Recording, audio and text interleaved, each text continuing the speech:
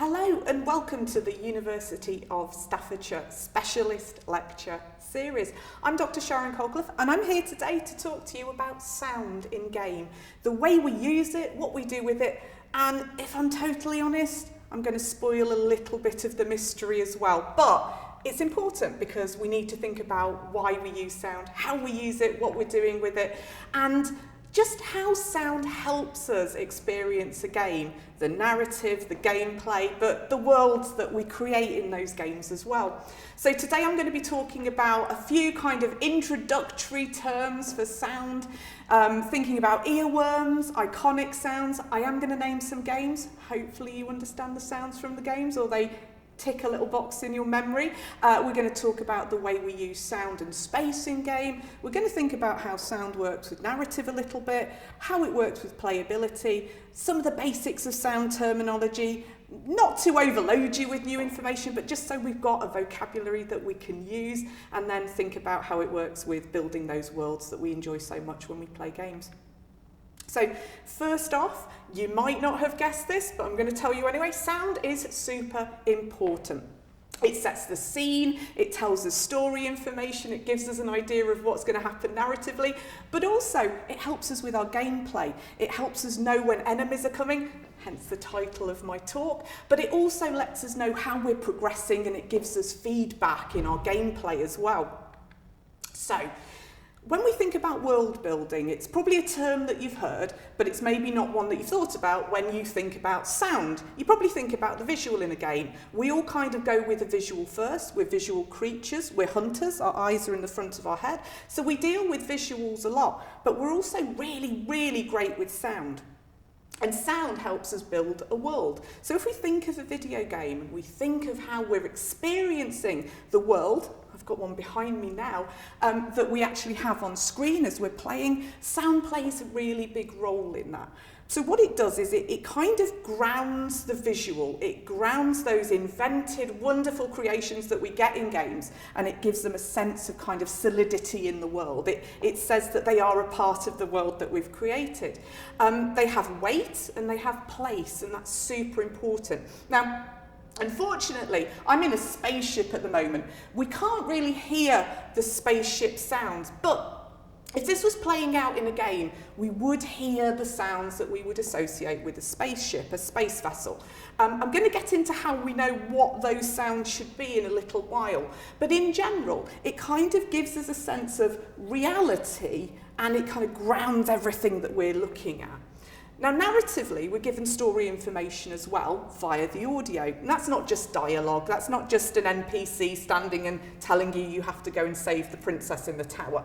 It's also giving you an idea about where the threats are, what's going to happen, and when, and it kind of gives you kind of an idea about where you're going to go and what you're going to encounter. See, sound is important. So, we're going to talk about a few different terms. Again, not trying to overload you with loads of terminology, but it's really important to think about how sound works to create a space, especially when we leave that space. And I'll talk about that in a little minute. So we're going to talk about some of these terms. So on-screen space, off-screen space. So I might use the term for a game on-camera space and off-camera space. If we think of the camera as the way we view that world, then we can think about what's in the frame, what we see, and then what's outside the frame. And we're going to have a little wander in a minute, and I'll show you what I mean. We're going to talk about diegetic sound. We're going to talk about non-diegetic sound, transdiegetic, metadiegetic. Don't worry, these will all make total sense when I explain them. We're also going to talk a little bit about hyper-realistic sound, sound design, and iconic sound, and hopefully you recognise some of the sounds that I played. So, let's think about on-screen and off-screen space, or on-camera and off-camera space. Now, as I've said, I am in a spaceship. I'm not sure what it's called, but I'm going to call it the University of Staffordshire vessel. So here we are in the University of Staffordshire vessel. We can see we've got kind of a landscape behind me. We are in that vessel. Now, everything that we are seeing on the screen behind me, and me as well, that's diegetic sound. So diegetic sound is the sound that's in the game that your character and you can hear. Most important, it's what your character can hear and interact with. That's the diegetic sound. Non-diegetic sound It's the sound that's added for you as the player. So it's the sound that's there for you to kind of experience emotional moments or kind of have music happening while it's an action scene or a cut scene. Your character, your playable character, can't hear that sound. It's there just for you. And that's non-diegetic sound. So it's the stuff that's added just for you. But let's think about on-screen and off-screen space, or on-camera and off-camera space. Sound plays a massive role in making sure that we realise that the world continues even when we're not really seeing it. So, there's 6 areas of off-camera space. So there's above the frame, so above the camera, below the camera, to the left and the right of camera. And there's a couple of hidden ones as well. So if we think, I'm actually going to ask Dan, my lovely cameraman, to come with me for a second, and we're going to look at one of these areas of off-screen space. So if I walk this way just for a moment, you haven't seen this yet, but to both my sides, I've got some fans, and they're pumping in oxygen into the University of Staffordshire vessel, recycling the air and making sure that I don't die of asphyxiation. Really important. But if this was sort of a film or a game, what you would hear are those fans running. So we'd hear the whir and the clank. It doesn't look like the vessel's been really well looked after, so they'd sound a bit creaky as well, probably. Now, I've shown you that that's there, and if you can imagine for a second, you can hear it. Now, I'm going to walk back. I'm going to walk out of that playable space and into this one. Again, if we were in a game, we would still hear those fans running. It would remind you as a player that that space is there, and you're aware of the surroundings, all the stuff that's around me, but you're not seeing it. So think about the way that sound is building a bigger world outside of what you can see on your screen and giving you a sense of that larger space in which you're playing. Now, I said there were 6 bits of off-screen or off-camera space. There's 2 sneaky ones. The first sneaky one, Dan will be really happy. I'm not going to make him move again, but I'm going to point at him. So the first part of off-screen space is the space that is behind the camera, behind kind of where you're looking, what you're seeing. So in other words, and I'm not going to make him do it, he's looking panicked, I'm not going to do this to him, but if I was to walk forwards, you would start to see the rest of the room that's in front of me. Now at the moment, you can only see a part of the room, and that's because Daniel's been very, very careful, and he's framed the space to make me look brilliant. He's also framed the space to make sure that anything that you don't need to see, you can't see. So I'm lit, I have a boom. There's stuff and apparatus here that you don't need to be aware of. But if we think about the ship continuing, theoretically, if I was to walk towards you and Dan was to track me back, then we'd see the rest of the mighty University of Staffordshire vessel, and we'd see everything that the camera is kind of not showing us at the moment. The other sneaky bit, and the reason that I'm really happy I'm in the vessel today, is things like doors. So I've got a big red door behind me. Who knows what's behind the big red door? And the reason we don't know, in this context, what's behind the big red door is because we've got no audio playing. Now imagine this is one of the Alien games. If I start to hear loud bangs, crashes from behind that red door, I know that I'm going to go to an action sequence. I know that I'm going to have to fight something. I know something is happening in a space that I can't see. Until the door opens, which thankfully it hasn't yet, we don't know what's on the other side of it. It's off camera, it's off screen. And again, sound can work to build the world for us. Now, I'd fully expect if I had some clanking and groaning and some cries from my shipmates who are all being killed by the alien at this point, they would sound a little muffled because the door's shut at the moment. But it gives me a sense of what's happening outside of my sightline. That's super important for gameplay.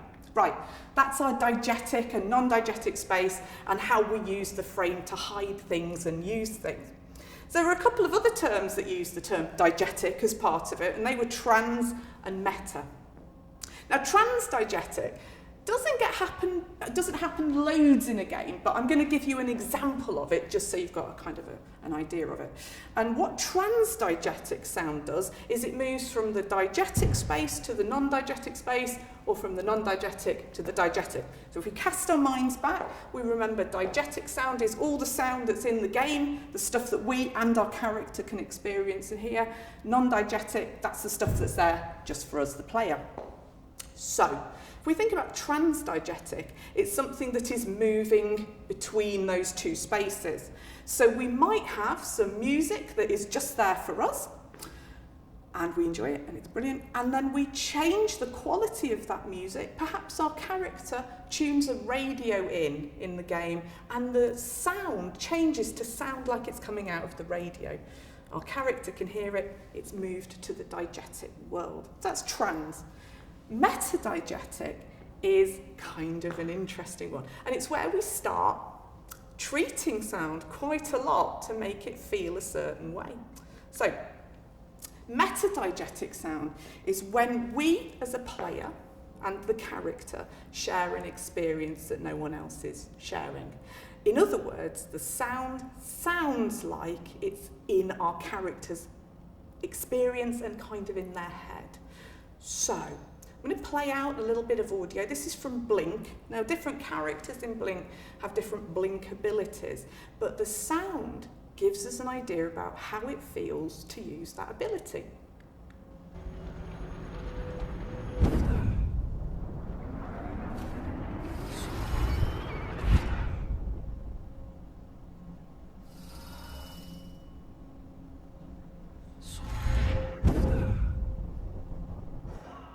And he died. But when he blinks, when he uses his ability, what we hear is exactly his experience of the sound. Because time slows down when our character blinks, in this scenario, sound itself slows down, so we share that experience with our character. And that's metadiegetic sound. You've probably played a lot of games where there is a stun grenade used. The screen will tend to go white, and you'll have a high-pitched tone, a ringing tone. That's metadiegetic sound too. The idea is it puts you in the situation of feeling like you actually experienced that stun grenade. It affects your hearing, it affects your sight, and kind of makes you feel a bit more part of the game. And that's metadiegetic sound. I offered 3 other ones as well. So I offered iconic sound, I offered hyper-realistic sound, and sound design as well. So I'm going to play some sounds and let's see which one of these they probably fall into.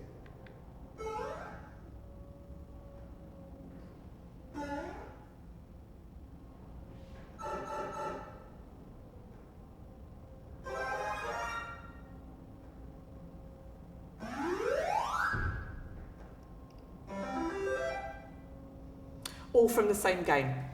Now, if you are a gamer and you've played anything, you've probably played Mario, so you probably recognise those sounds. Possibly, even if you're not a gamer, you recognise those sounds. Those are iconic sounds. So what an iconic sound is it's a sound that's like so familiar, so heard, everyone knows what it is, and immediately you see the action that's actually happening that goes alongside that sound.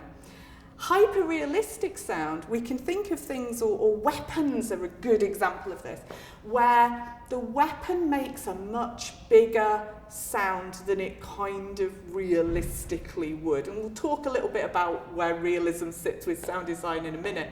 But if we think about weapons like the BFG, that idea of a really big, satisfying sound that makes you really feel like you've done something in the game when you fire the weapon.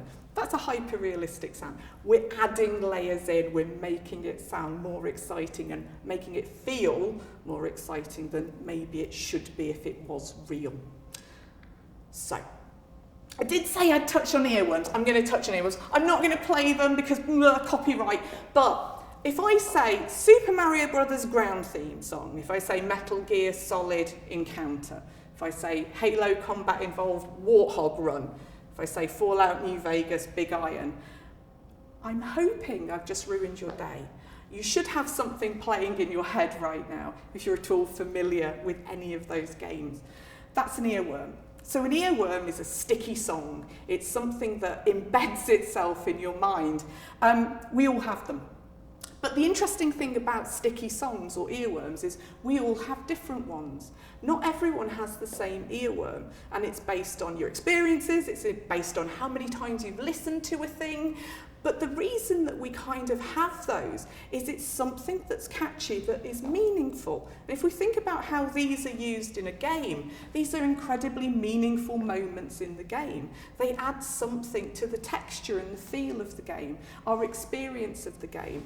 And hopefully, you've got Warthog Run running through your mind right now. Now that brings us on to something that's kind of the interesting area of sound design. It's all interesting, but this is kind of the good bit. This is where we think about how we trick a player, how we make someone feel through sound.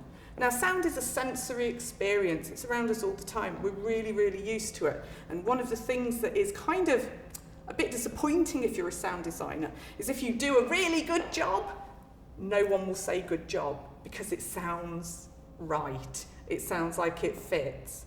Now, part of gameplay is feeling a certain way, but also tricking your player into thinking that the sound in the world, it's real. And that's where something called psychoacoustics comes in. Psycho, psychological, kind of in the mind. Acoustics, the study of how sound waves work. So, essentially, what psychoacoustics is about is not just the mechanical way we hear, although we do use the mechanics of hearing to trick our player a little bit to feel and actually make your body do stuff, which sounds really sinister, I suppose it is in a way, make your body do stuff to trick it into thinking that some things are happening sonically that aren't really happening. We'll talk about that in a minute. So what psychoacoustics do is they are ways that we can treat sound to make the player feel like they're maybe in the game, but also emotionally feel a certain way. So what we do with sound is we create meaning from that sound. So when sound arrives in our brain, there's a mechanical process where your brain decodes the sound. So it says what it is, where it probably came from, so we can judge where it's coming from, but also probably what made it. Okay, so we make all these sort of really split-second decisions. But what we also do is we do something called sensory discrimination, and we do something called detection thresholds. So sensory discrimination is, I talked about that door a little while ago, is we will hear sound and we will interpret probably why it sounds the way it does. So if I think about my alien through that door yet again, he's still there, he's waiting for me, but Dan has locked us down, so we're good for this. I would expect it to be muffled. I would expect it to sound a certain way. I wouldn't expect to hear my alien as I would hear it if it was standing here right next to me.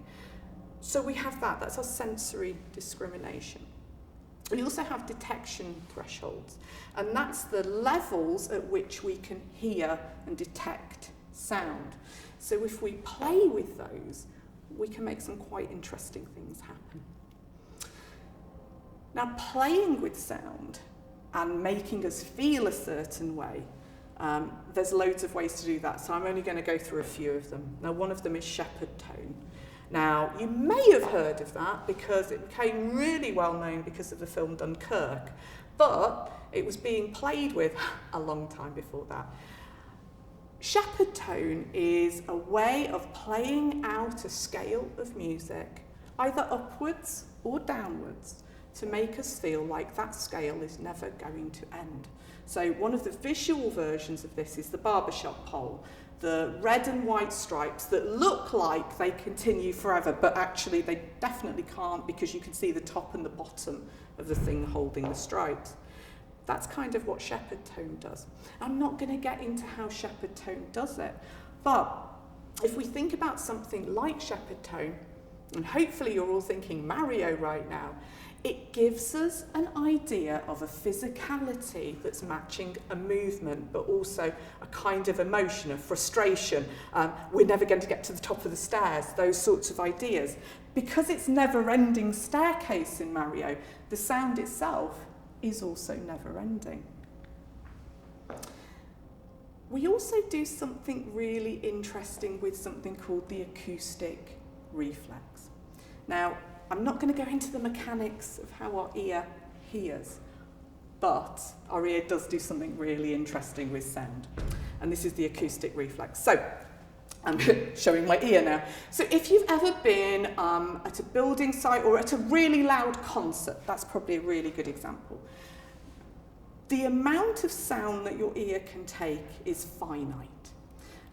But your brain is really clever, and the muscles in your ear are really, really clever too. So when we're met with a really loud, sustained sound, what our ear does, our middle ear, is little muscles contract, and it kind of shuts our ear down from hearing all of the sound. Okay, that's a really, really simplistic way of kind of looking at it.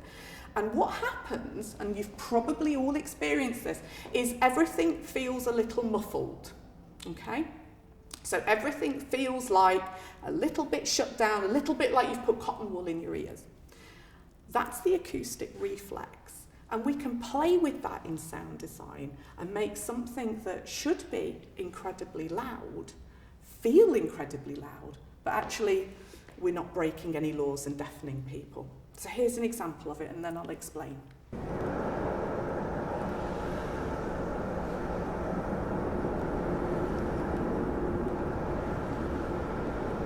So if your ears are anything like mine, your ear actually starts to shut down as you listen to that sound.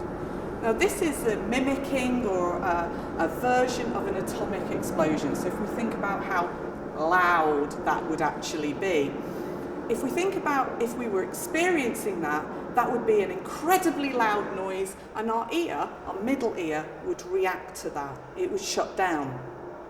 We'd still have a sense of things happening around us. I'm going to just stop that.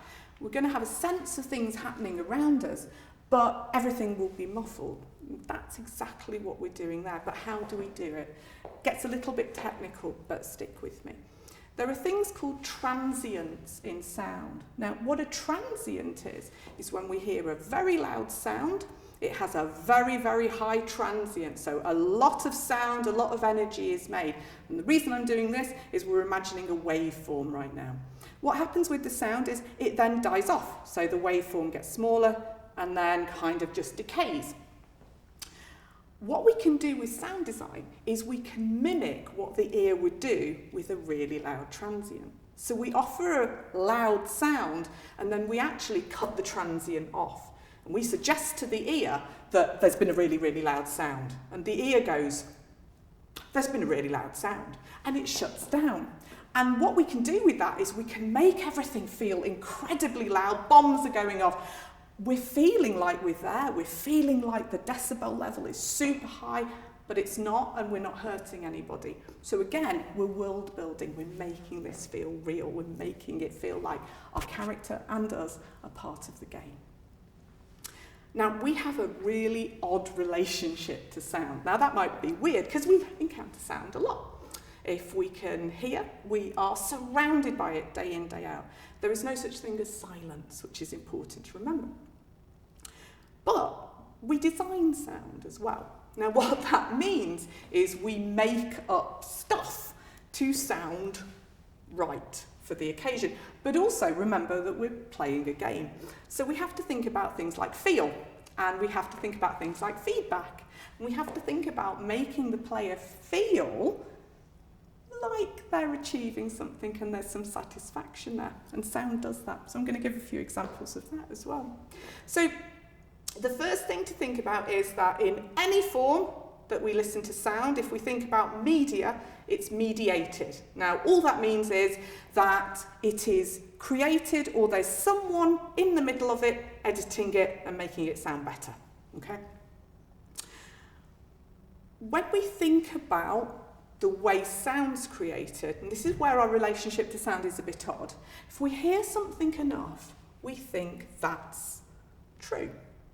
So one of the reasons this works is something called syncresis. And what syncresis is the way our brain matches a visual thing happening to an auditory thing happening at the same time.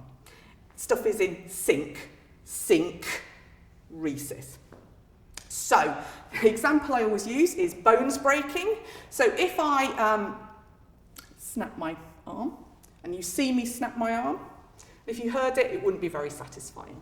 So I'm going to go into the Foley pit and I'm going to snap some celery, because snapping celery is super good, and it also makes a really good bone breaking sound. If I put me breaking my arm together with the sound of the celery snapping, we have a very, very satisfying arm breaking sound. Now we know that game and we know that film are not real. So we probably haven't, on film or in a game, actually heard a bone break. But we think we have, because of the celery. So those two things put together, that makes the sound of the thing that we are seeing. So this is a trick, obviously. And one of the examples I use is a lightsaber. Now, when we think about how we match a visual to an auditory element, it has to make sense. So we have to think about how we're making the sound. How is that being created? Does it feel right? So the celery in the arm feels right. It looks right. We expect a bone to make a cracking noise. We kind of have an idea about what bone is made of. Bone. But we have an idea about how that should sound when we kind of crack it. And the celery, it feels right. We can twist it. We can get a nice snap.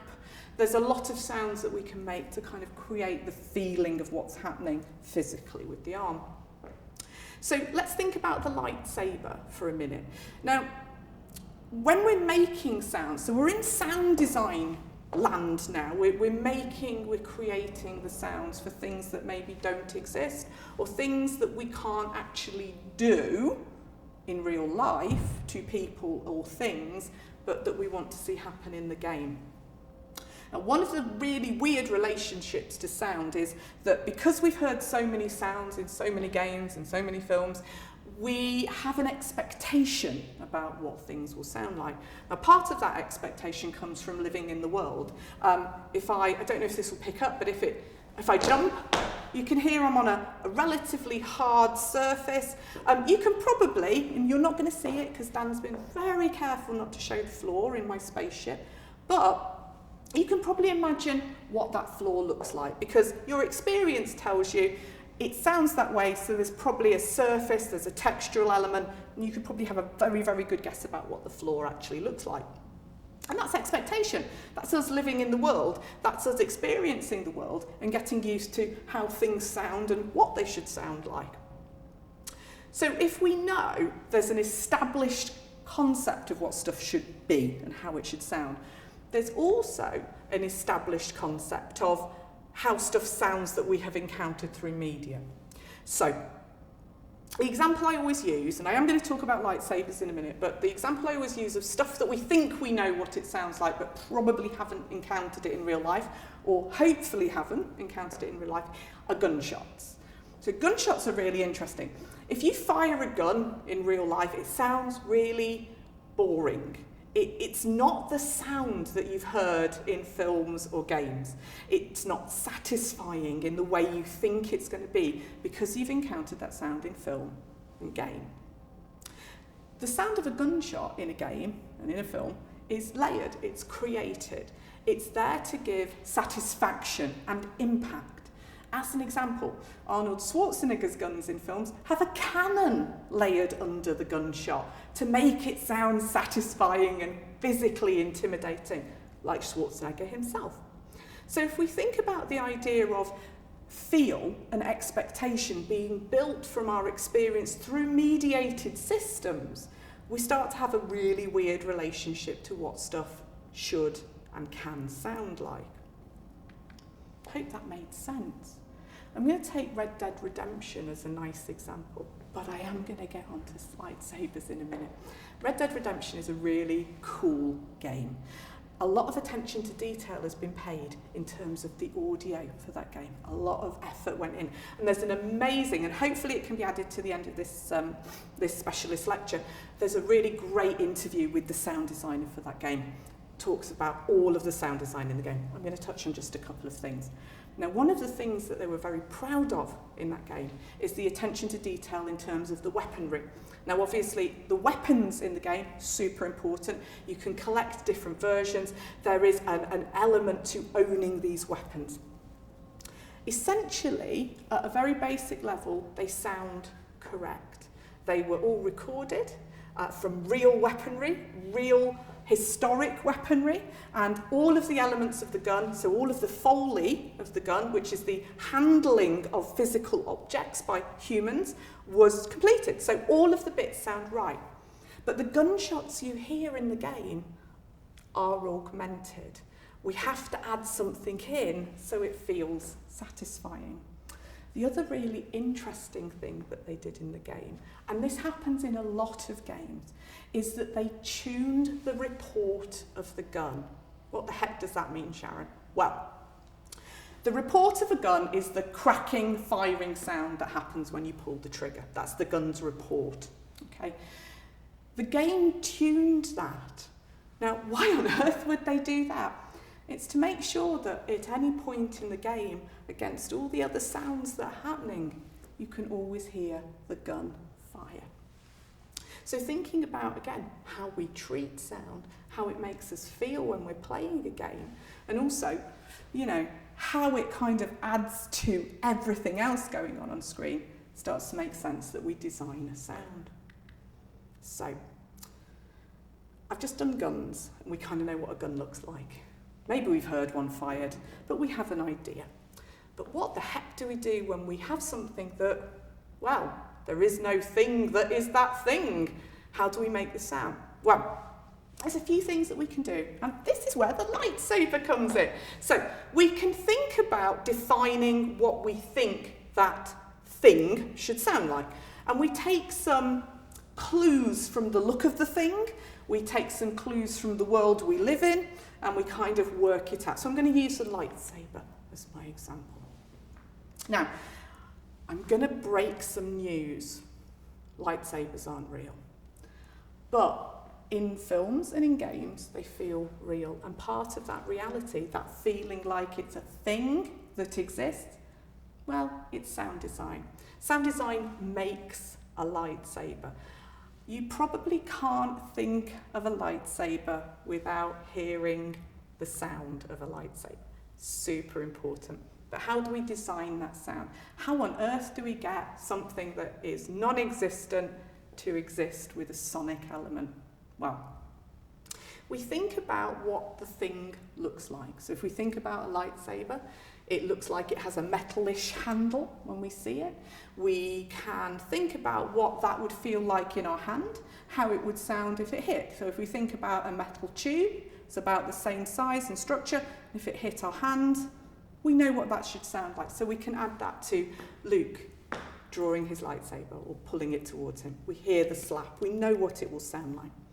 But what's the actual weaponry going to sound like? Well, if we think of a lightsaber and we think of a lightsaber turning on or turning off, there's a movement. The light extends from the handle, so it goes up, or when we turn it off, it goes down. We kind of see and hear sound when we see a physical action. So if I take us back to Mario, the jump makes sense because we hear the sound move in an arc with Mario. Works the same with a lightsaber. And it's something called Mickey Mousing in a sense, and I'll get onto that in a minute. But the upward sound, this is awful, if we go upwards, it kind of makes sonic sense. Now, if you think about what a lightsaber sounds like, there's a little inflection on a lightsaber that sounds like a lower tone or note to a slightly higher tone or note. It feels like it's going upwards. So we work with that. It sounds like it's a charged weapon. Well, we work with that as well. We've heard electricity, we've heard power kind of charged and throbbing. We kind of put these things together and we make it feel like a real thing.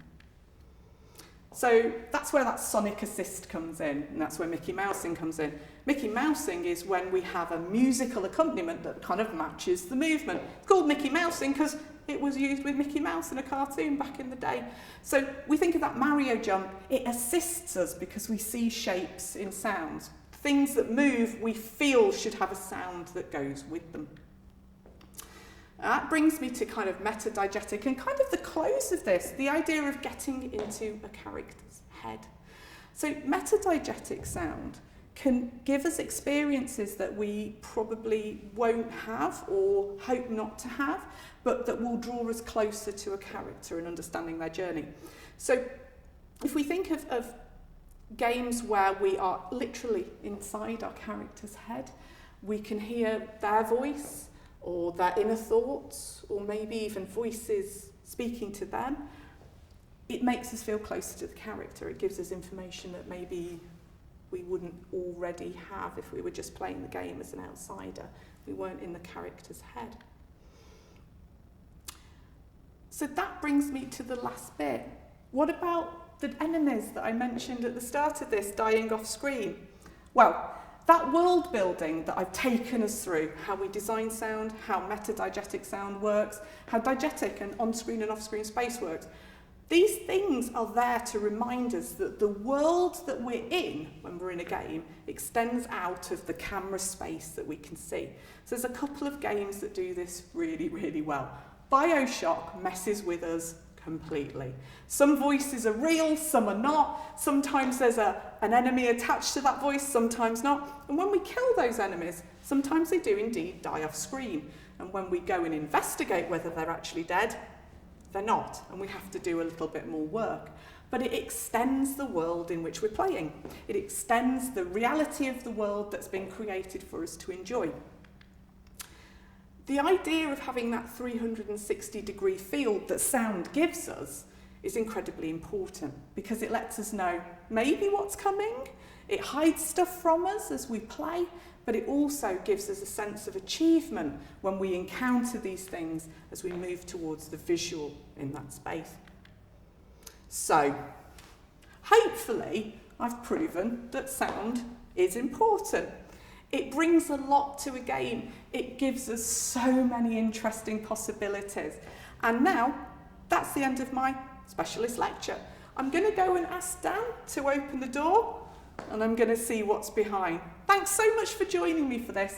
Hope you learned a little bit today, and actually think sound is kind of important. Thanks so much for listening.